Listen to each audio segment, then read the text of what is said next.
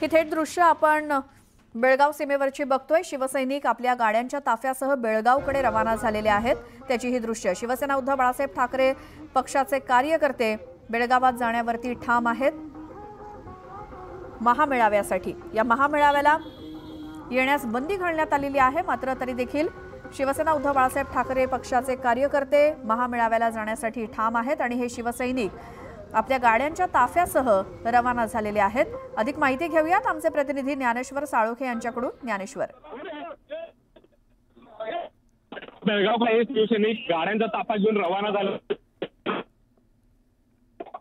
गाड्यांचा तर या ठिकाणी मोठ्या प्रमाणात गाड्यांचा ताफा या ठिकाणी दिसून येतो आणि शिवसैनिक बंदी आदेश घातला तरी बेळगावकडे जाण्यावरती ठाम आहेत। आपल्यासोबत शिवसैनिक आहेत, जिल्हा प्रमुख आहेत, शिवसेना संघटक आहेत, त्यांच्याकडून या संदर्भातल्या प्रतिक्रिया जाणून घ्या।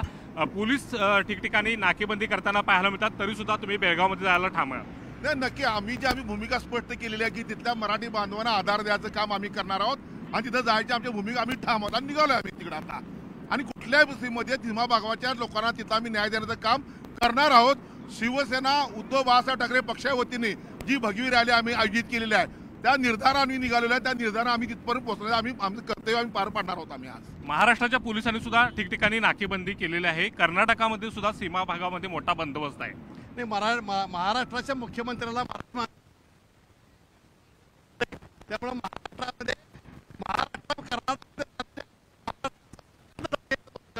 उपमुख्यमंत्र्यांचा निषेध करतो। खरं तर सीमा समन्वय मंत्र्याने ते कर्नाटकामध्ये जाऊन सोडवण्यासाठी किंवा सामंजस्याची भूमिका घेण्याची गरज होती, हे दिसतंय तुम्हाला?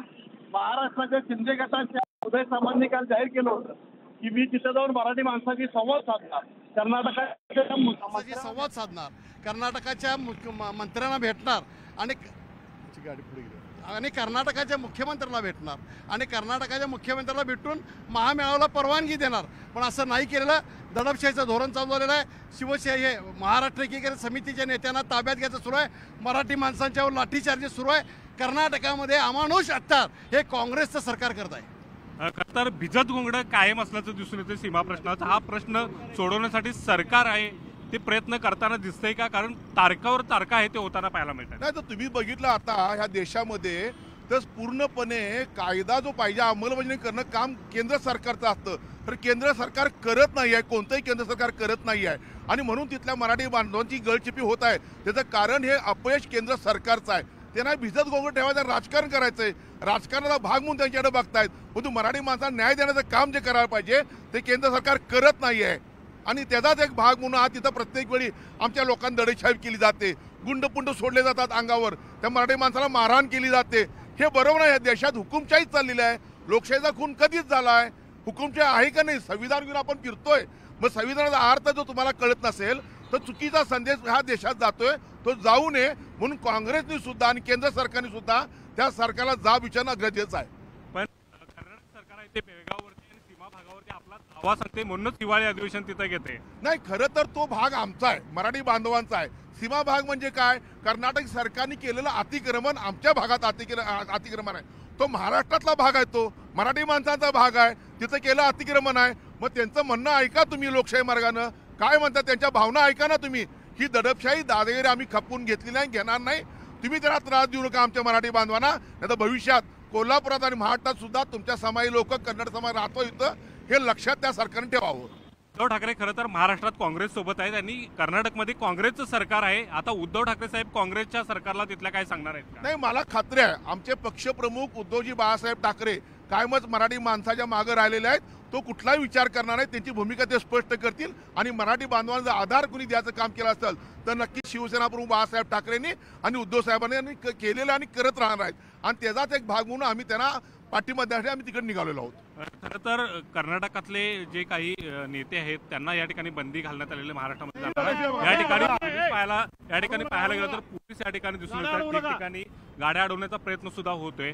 काय एकूणच वाटते? कारण सीमावासी म्हणतात की आम्हाला महाराष्ट्रातून ज्या पद्धतीनं पाठबळ मिळालं पाहिजे तसं आता पाठबळ मिळताना दिसत नाही। नाही, मिळाला पाहिजे, पण तू सरकार आता कुणाचा आहे?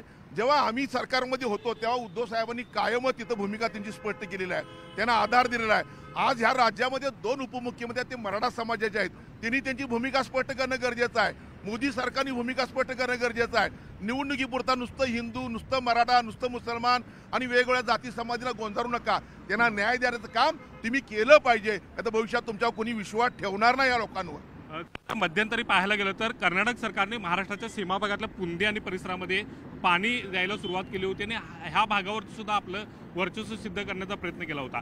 मात्र महाराष्ट्र सरकार त्या दृष्टीने काही पावलं टाकताना दिसतंय का? नाही, महाराष्ट्र सरकारनं गेली 5 वर्ष या मराठी माणसाच्या तोंडाला पाणी पुसण्याचं काम केलंय.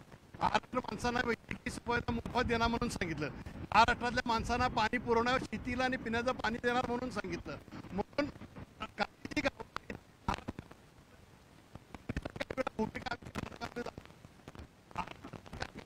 मराठी माणसांच्याकडे बघत नाहीये आणि ज्ञानेश्वर नीट आवाज पोहोचत नाहीये. मात्र आता हे शिवसैनिक जे ठाम आहेत बेळगावात जाण्यावरती, ते रवाना झालेत आपल्या गाड्यांचा ताफा घेऊन. त्यांच्याशी आमचे प्रतिनिधी चर्चा करत होते. शिवसैनिक तर बेळगावकडे रवाना झालेले आहेत. मात्र कर्नाटक पोलिसांकडनं त्यांची धरपकड देखील सुरू करण्यात आलेली आहे.